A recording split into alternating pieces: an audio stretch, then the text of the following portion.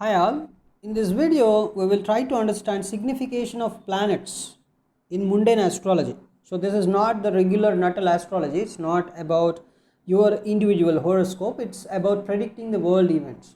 So while predicting the world events, what each and every planet actually signifies, that's what we are going to discuss. So there are 9 planets we consider in mundane astrology also. So mundane astrology is all about predicting the world events. So first of all, we'll try to understand about the sun. So sun is treated as king of all planets. So as no life on earth is possible without it. So in India, it is called by various names like Surya, Ravi, Savitur, like that. There are different names given to sun. 12 Adityas, right? So 12 Adityas have different names. So those names can also be used as synonyms for sun. It is actually owner of the fifth sign Leo of the natural zodiac. So in the natural zodiac, you consider Aries as the first house, and then second house Taurus, then followed, then after that Gemini, Cancer, Leo, Virgo, Libra, Scorpio, Sagittarius, then you can have Capricorn, Aquarius and Pisces. So fifth sign Leo, right? Its owner is sun. So its importance for all kinds of success and achievements is very much important in mundane astrology. Any affliction to it, any affliction to sun, because sun represents government basically. So any affliction to sun causes problems for government and results in humiliation, setback and defeat. So you need to check the sun's dignity whenever you're trying to understand mundane astrology, mundane events, the world events, then definitely sun is going to play a very vital role. So if sun is afflicted, then that's it, it's gone. It's gone in the sense, depends upon how much affliction it has. So its nakshatras are Kritika, Uttara Falguni and Uttarashadha. The sun is a luminary, you say sun is a luminary. So it is exalted in the sign Aries and its debilitation sign is Libra, or you can also call as Tula Rasi. So Aries is called as Mesha Rasi. So in Aries, sun is exalted and in Libra, sun is debilitated. So sun gives good results in fiery signs. What are fiery signs? Aries, Sagittarius and also Leo. These are all fiery signs, fire. So clearly Sagittarius, Aries and Leo, these are fiery signs. So sun gives good results there. It is also good in its own nakshatras as well. In nakshatras of Mars, like Chitra, Mrigasira, Dhanishta. So what are the nakshatras of sun basically? Kritika, Uttara Falguni and Uttarashadha. These three are nakshatras of sun. So sun is generally, its own nakshatra. When it is in its own nakshatra, it is going to be very much powerful. And even more, it is very good in the fiery signs like fiery signs are Aries, Sagittarius and Leo, and it is also good in the Mars nakshatras. Mars nakshatras are Mrigashira, Chitra and Dhanishta. And Jupiter nakshatras also. Sun is very good in Jupiter nakshatras also. Jupiter nakshatras are Punarvasu, Vishakha and Purva Bhadrapada. So why? Because Mars in mundane astrology is considered as commander-in-chief and Jupiter is the minister. So whenever sun is with this particular, in these areas, the areas related to Jupiter and Mars, sun is comfortable there because he can get some good amount of respect. He can get the capacity to command. It's a kind of right to command also, you can say, right? So sun in mundane astrology, generally it represents persons in power, the rulers, the kings, prime ministers, government, the heads of government, heads of states like chief ministers. So big commercial firms and new undertakings by the government, basically the cabinet ministers, state ministers, anybody who is holding high political power, that energy is sun. persons in authority, you can say in one word. So important persons in the society, including influential businessman. See here, businessman, we're talking about businessman, not the ordinary businessman, but the influential businessman, because influential businessmen can also influence the government. Honor, fame, influential persons having lot of honor, lot of fame, lot of big name, lot of reputation, lot of influence in the nations, in different nations. They are also related to sun, because they can actually shake the government, they can also influence the government. So they are also related to the persons of sun here. So the persons who can give a kind of leadership, a kind of guidance to other powers in the society. So bureaucracy, political, religious. So sun is a bit religious. Whenever you talk about religion, you talk about sun, not only Jupiter, right? You talk about sun. Sun is religious. So influential business people, the leaders, big employers, big bosses, right? Like in India, Reliance, Ambani. You can generally say the sun's energy is with Reliance Ambani. Sun's energy is with Narendra Modi ji, who is the current Prime Minister of India. So very influential persons, highly influential persons having lot of fame, lot of prestige, lot of qualities of leadership, right? Sun also represents to an extent temples and religious places, because because religion can influence a government, so very powerfully can influence the government. So religious places of worship and top religious leaders come under sun's energy only. You can also consider some minerals. It represents minerals like gold and copper. In commodities, it signifies wheat, even red chilies to an extent. Some people say it's Mars energy, but red chilies can also be treated as sun's energy because of its color and taste. So Mars also represents red chilies, of course, mainly Mars, but to an extent you can also relate red chilies to sun. So red chilies have the energy of sun and Mars, you can say.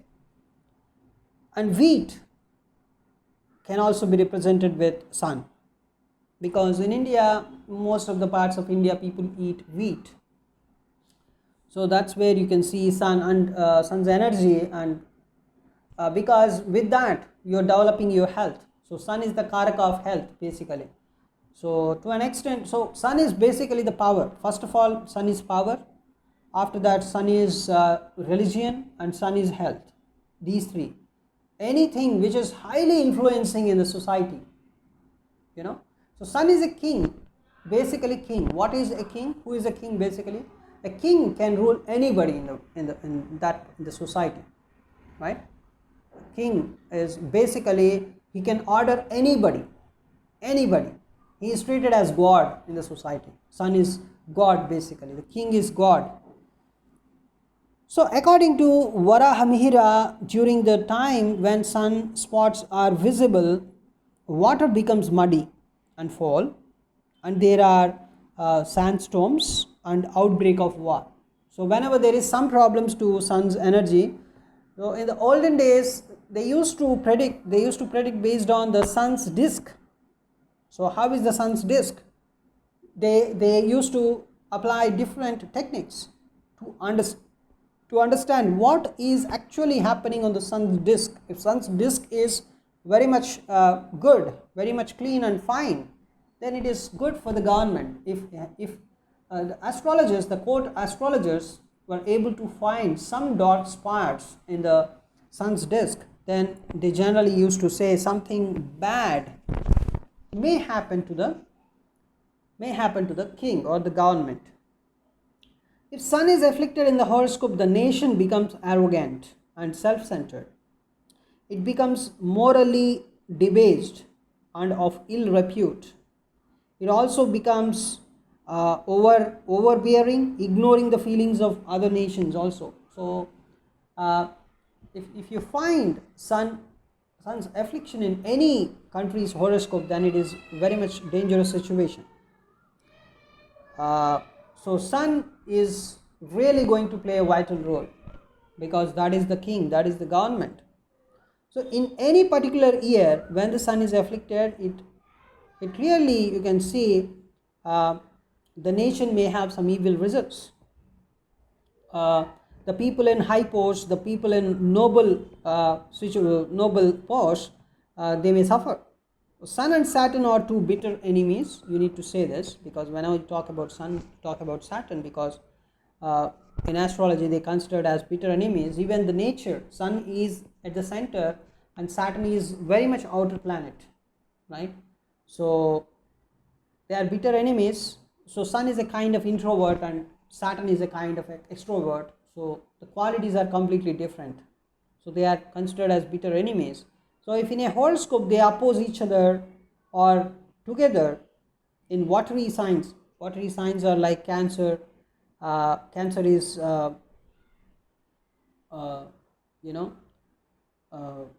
together in watery signs, or they are in opposition.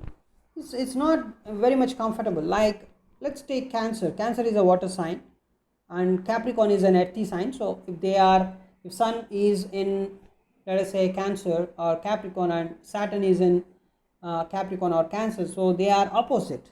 So when they are opposites, so there would be some kind of problematic situation coming, you can say, right? So here Cancer is watery sign and Capricorn is earthy sign, right? So if you find Sun and Saturn both in Cancer, then that is also a problematic situation. Especially, in our examples we consider Capricorn more, because Capricorn, as per Varaha Mihira also, Capricorn is the ruling sign of India. So whenever something happens to Capricorn, then it's going to create some bad situation in India, we believe, right? And of course India is of Pisces ascendant as per the modern Indian horoscope. So you can see Cancer also represents some kind of marshy places, right? Then in that particular year there may be dispute over water, or problems relating to flooding may occur. Something related to water may have some problems, because Sun and Saturn are in watery signs, so there would be something problematic related to water. That can be floods, or there would be poisonous water or something, right?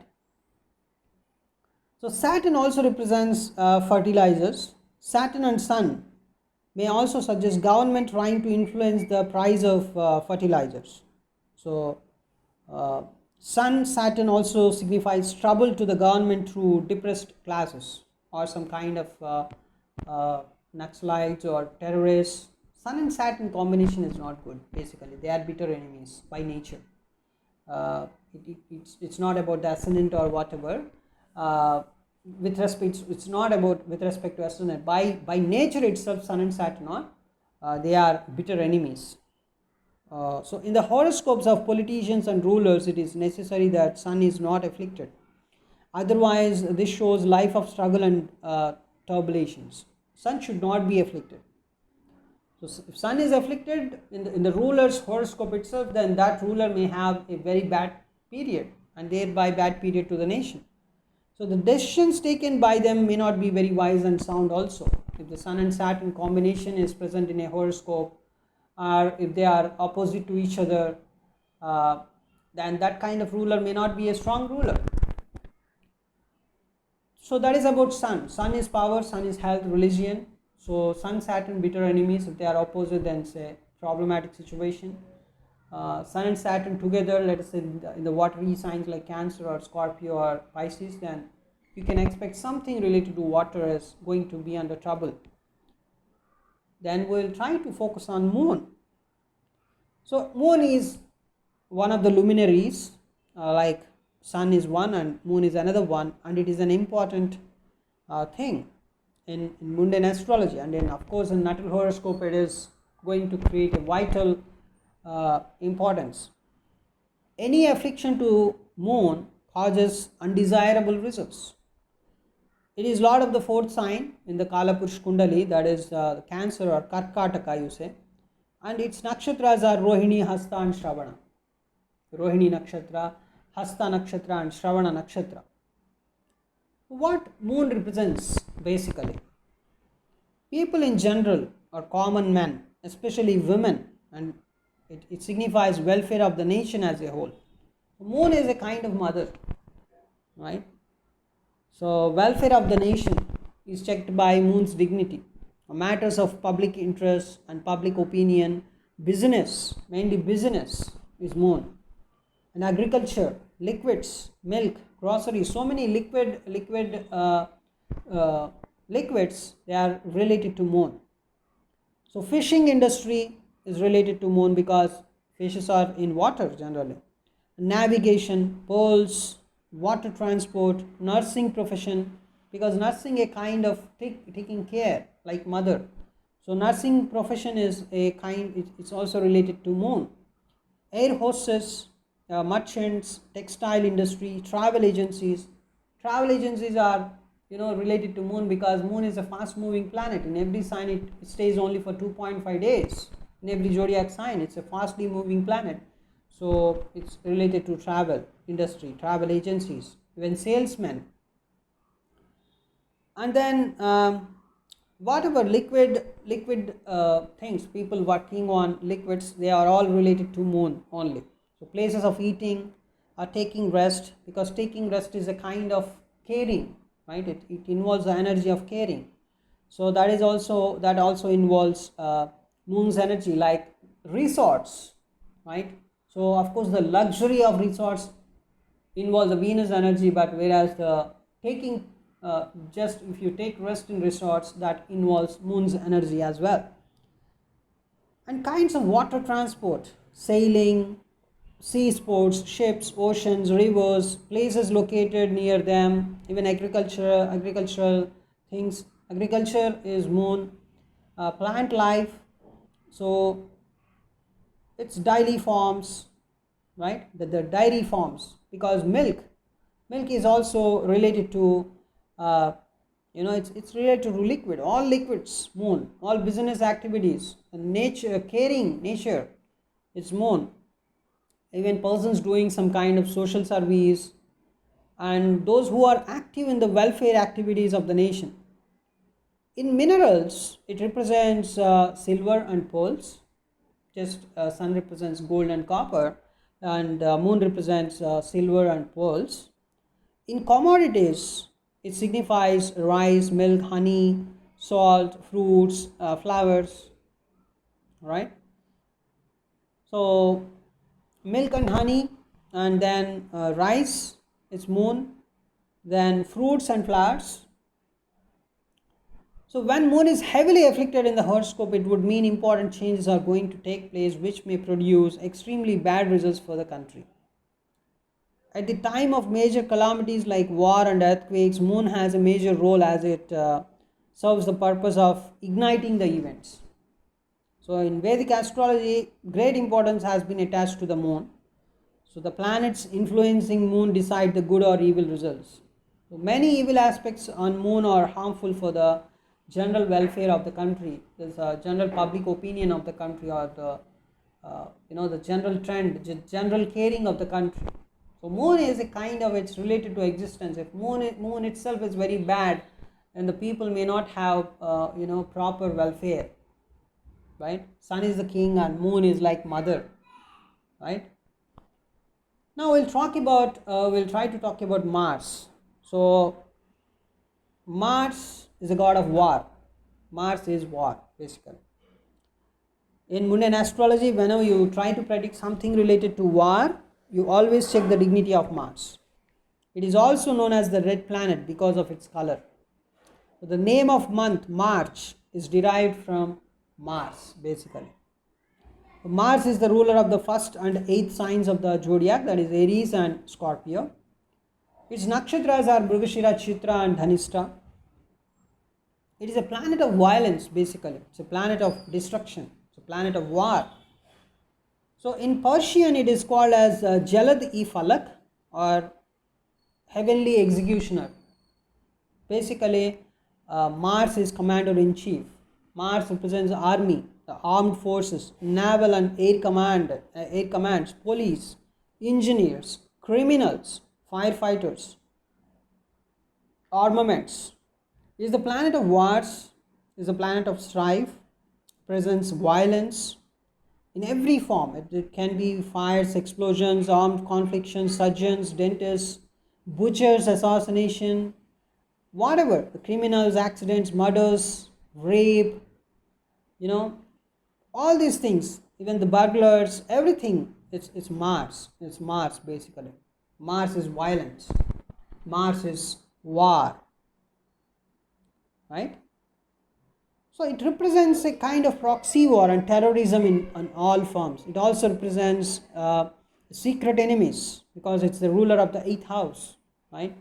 So unnatural deaths. Manufacturing and industrial progress, if Mars is beneficially placed, is manufacturing industries, the general industries, they do well. The mechanical industries, they do well if Mars is really good. Mars dignity is very good. Okay, the iron industry, steel industry, right? So if Mars is beneficially placed, right? So if Mars is not so good, then you can see unnatural and violent deaths, mass murders, mass tragedies. This action is a kind of sudden, it's very disruptive, it's very disturbing, it's very irritating, it's a kind of, it's more than violence, you can say. Mars is just like it's a very big assassination of something. Political disturbances, you can see rebellions, you can see fires, accidents, the sexual crimes, the stolen goods, is all negative things are related to Mars. So air and train crashes, road blocks, mines, hurricanes, typhoons, volcanoes, lava, this is all Martian energy, right? In minerals it represents copper and gold, just like sun. So in commodities it signifies masoor dal, red chilies, weapons, guns and all the stuff. Conjoined with Saturn or Rahu, it gives extremely evil results like wars, earthquakes, epidemics, civil strife and terrorism. So Saturn, Rahu, Mars, these three are considered as natural. They are very much natural malefics. By default they are the malefics, and if they combine, then it is a kind of problematic situation to the country or the world. It is in the current transits I am talking about, of course, and in the horoscope also, if the dignity is not good, then throughout the existence of the country, throughout they try to experience some kind of problematic situations. See, it is believed that wars have always followed when Mars approaches closest to Earth. So in 20th century, if you observe, closest approach to Earth was on 20th November 1990, and the historic UN Security Council, that council sanctioning use of force against Iraq for its aggression against Kuwait was made on 29th November 1990. So whenever Mars comes very closer to Earth, and you can see their kind of this kind of problematic situation, using power very violently, right? This kind of thing. Even on August 27, 2002, Mars was closest to the Earth in the last 73,000 years, you can say. So at a distance of 55.8 million kilometers from Earth. So it last happened in 57-58 BC, and again it happened in 2002, 27th August. So it will not happen again till 28th August 2287. So this kind of situation, happened in 27th August 2002. So the Europe in the month of August 2002 was reeling under the spell of extreme heat, not witnessed in centuries before. So wildfires raged in various parts of Spain, Portugal and Italy in early August, if you observe, August 2002. And there was civil war in Liberia. in which more than 300,000 persons died. So there was total breakdown of authority there. Diseases and famine were widespread. So Mars is very much important planet when you consider wars or violence and kind of using power very violently. It's a kind of, it represents secret enemies also, severe deaths also, assassination and all the stuff. That is Mars. So whenever Mars combines with Rahu or Saturn, it's going to be a terrible situation, right? And then Mercury. We will talk about Mercury. It is the ruler of the third and sixth signs in the zodiac, Gemini and Virgo. It is exalted in Virgo and debilitated in the sign Pisces. What are its nakshatras? Aslesha, Jyeshtha and Revati are its nakshatras. It has been observed that world's most tragic events happen in these nakshatras. Aslesha, Jyeshtha, Revati. World's most tragic events. We'll try to cover some of them. So Mercury represents the intellectual caliber of the country, the speed, the communications. Mercury is basically the logical thinking, right? The intellectual capacity. So publishing industry, booksellers, editors of newspapers and magazines, whatever communication you see in general, the social media, internet, or even the newspapers or news channels, right? Transportation is also to an extent, transportation vehicles to an extent, they have the energy of Mercury because they have the energy of communication. So trains, entertainment, media, TV, entertainment, mostly it is related to Venus, but to an extent because it is related to media, TV and all the stuff. Trade and commerce, generally Mercury only.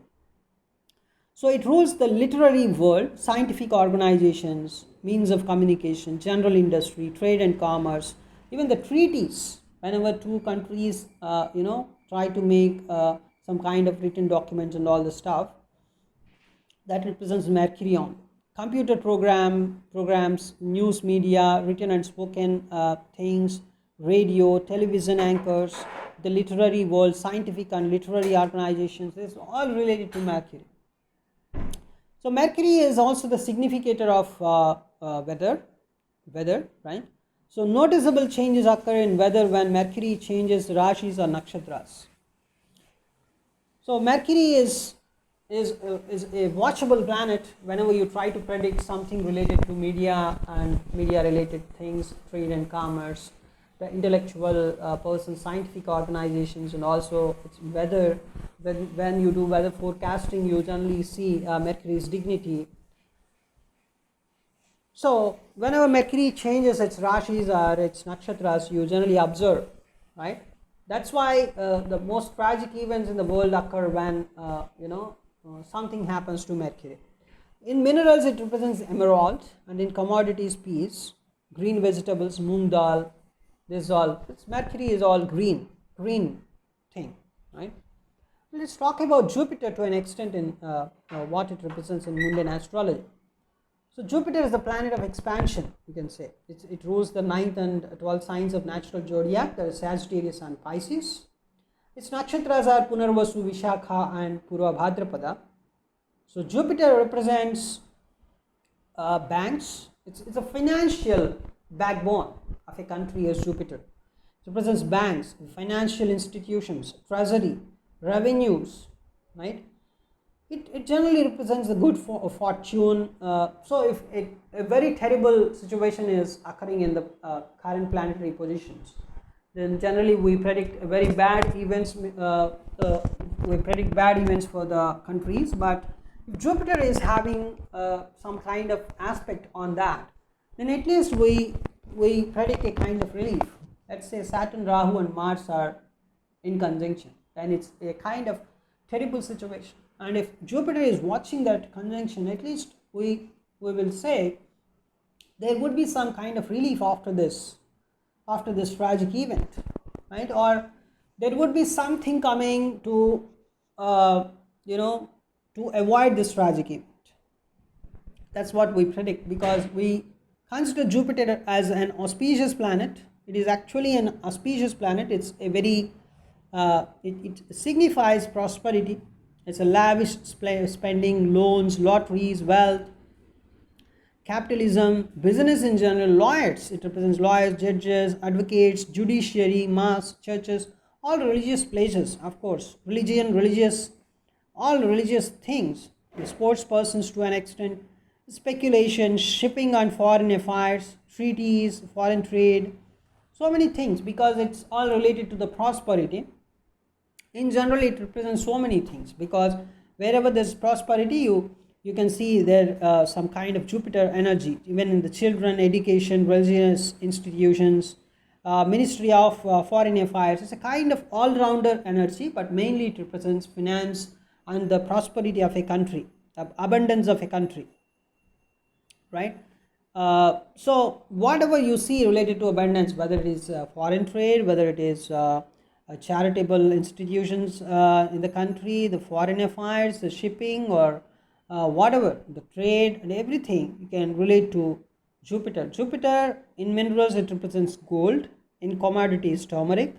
Vegetable that grow in creepers, cow, is all Jupiter. Jupiter and Sun have a very big role in setting the trend of weather, right? So Jupiter and Sun, generally see people see Jupiter and Sun for weather, and mainly Mercury also. So the entry of Jupiter in Capricorn causes major disturbances in the atmosphere.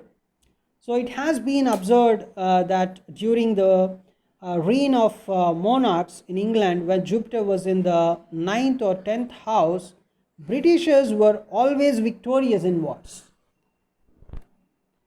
Britishers were always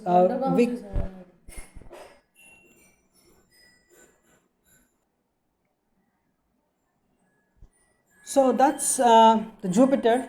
In minerals, it is gold, and it's generally turmeric, which is auspicious commodity, generally we say.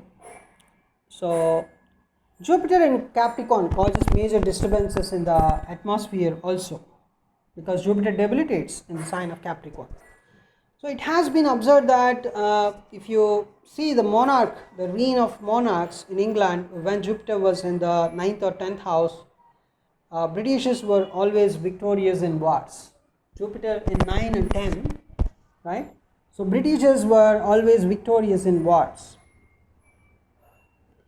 So another observation has been made that American presidents elected at the time of Jupiter-Saturn conjunction, which normally occurs every 20 years, did not complete their full term in office.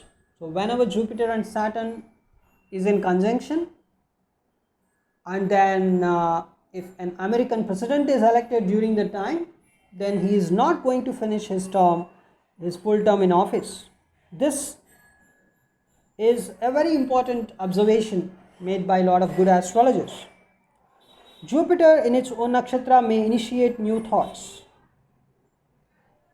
guidelines, and a kind of reformative outlook it gives. Afflicted Jupiter is nothing but it's a kind of extravagance, exaggeration, over optimism, all these things you may observe. Let's talk about Venus here. So it is the significator of arts and music, entertainment industry, movie industry, and everything. And then the dance, drama, all those things. So natural zodiac is the ruler of second and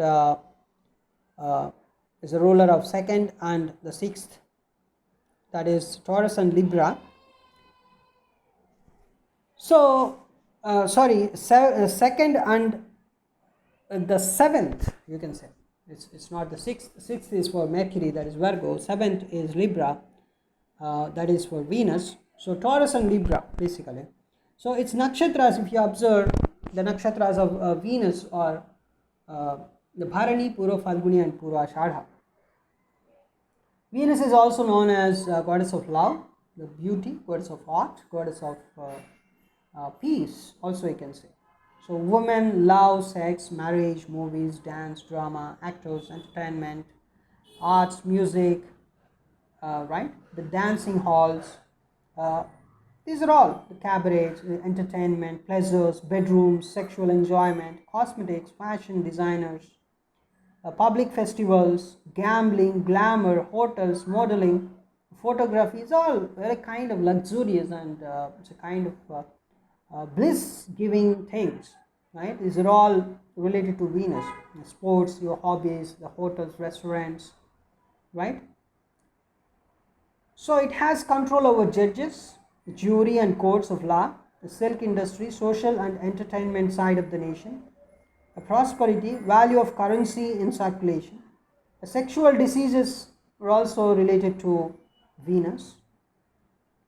In minerals, it represents diamond, silver, jewelry. In commodities, it represents coriander, masalas, so products that gives a kind of pleasant smell to your dish. Those are masalas basically. The fine cotton, the silk, all blissful things, right?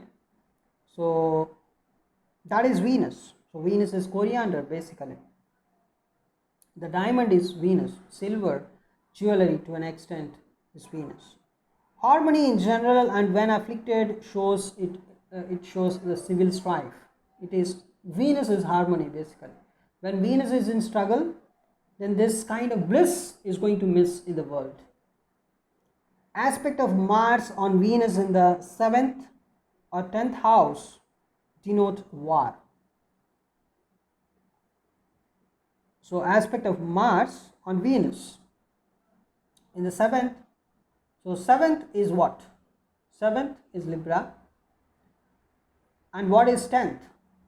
10th is Capricorn.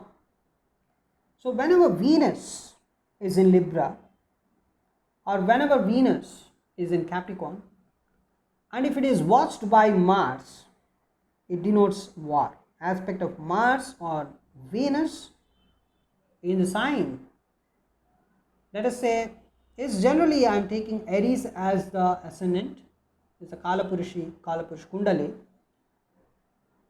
So whenever Venus is in Libra or Capricorn and it's aspected by Mars, then it represents a kind of war situation.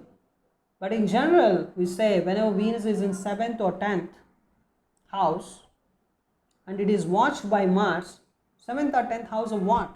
Of a country's horoscope.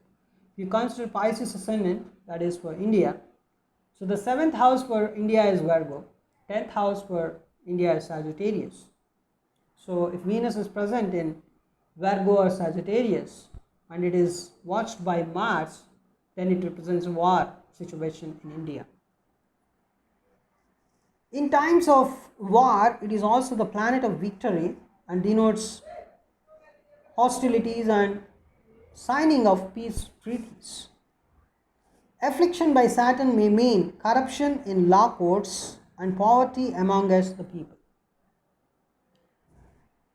So if Venus is watched by Saturn, then you can clearly see there is some kind of corruption happening in the law courts. And also it represents a kind of poverty because Saturn restricts Venus. Saturn tries to restrict Venus, right? So there would be some kind of restriction. But of course, if it is present in your individual horoscope, of course you can do some propitiations and can come out of that. Now try to understand the Saturn.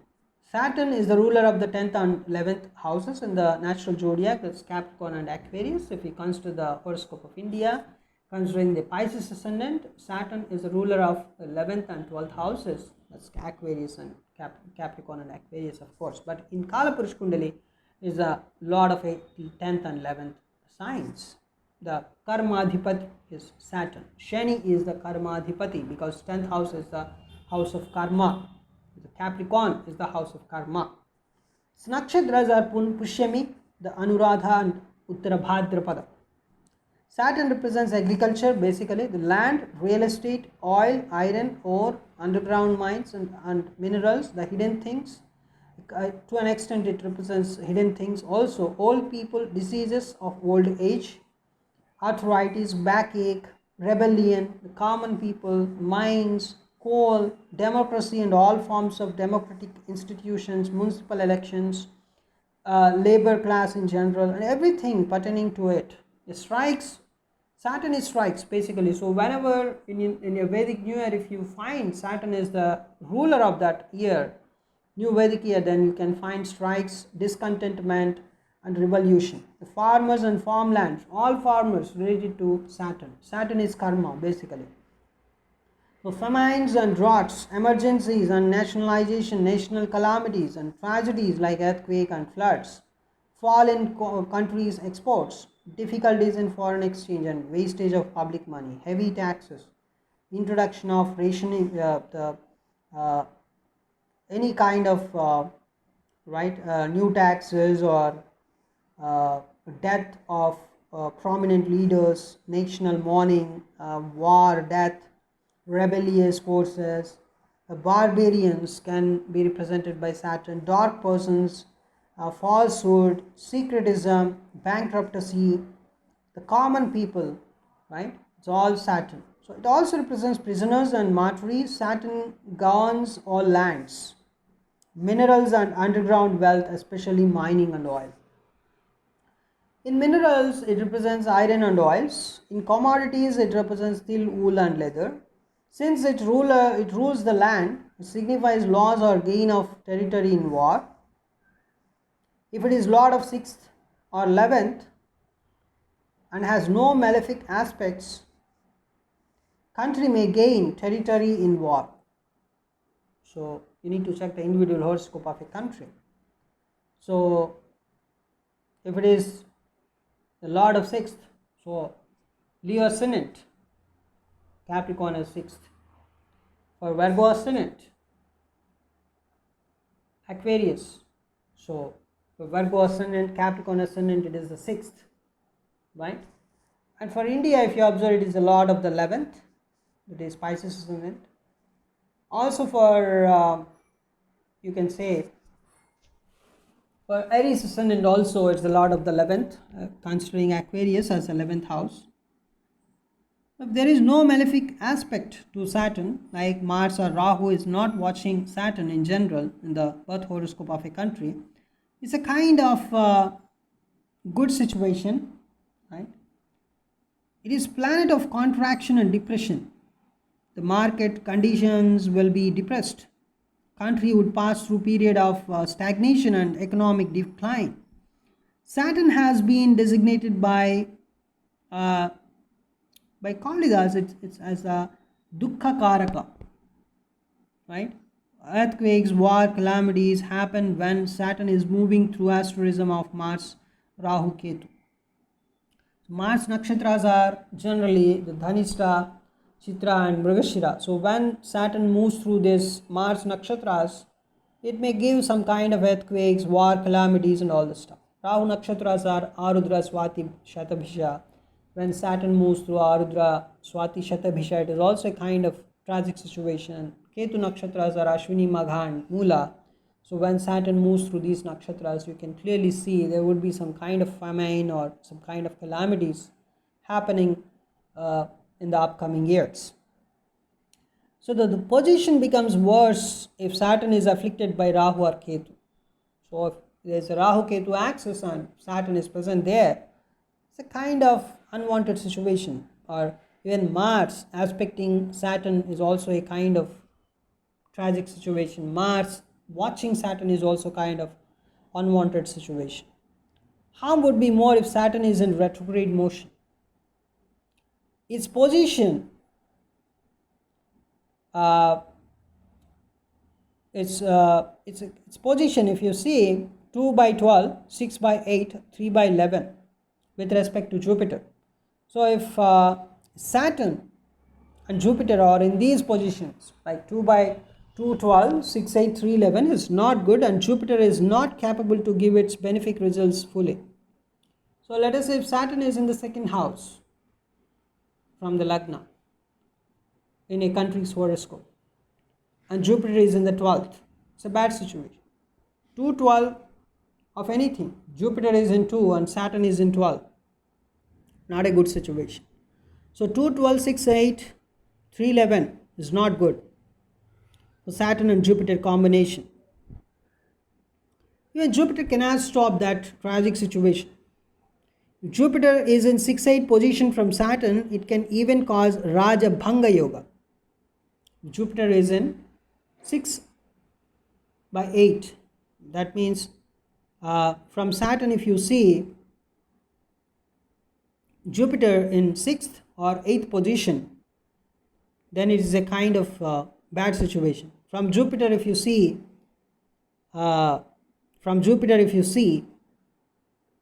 Saturn is in the 2nd position, it's a bad situation. From Jupiter, if you see Saturn in the 12th, it's bad.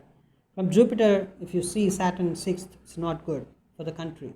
From Jupiter, Saturn in 8th, not good.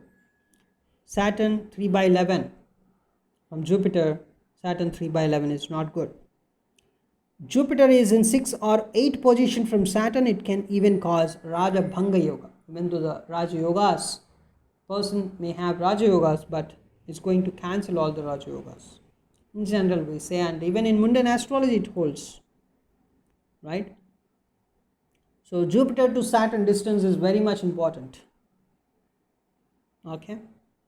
So if Jupiter is in 6 by 8 position from Saturn, it's one of the bad things.